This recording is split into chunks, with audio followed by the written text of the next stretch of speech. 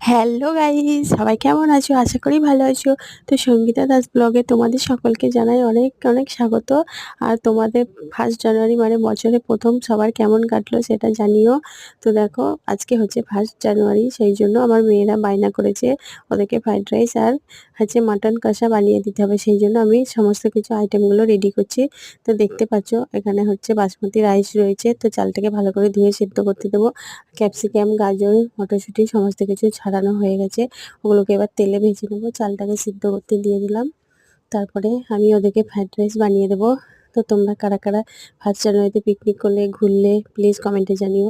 আর সবার কেমন কেটেছে সেটাও জানিও। আমার ফ্রাইড রাইস রেডি হয়ে গেছে। তো এখন আমি ওদেরকে খেতে দিয়ে দেবো। তো সবাই ভালো থাকবে, সুস্থ থাকবে। দেখা হচ্ছে পরের ভিডিওয়। টাটা।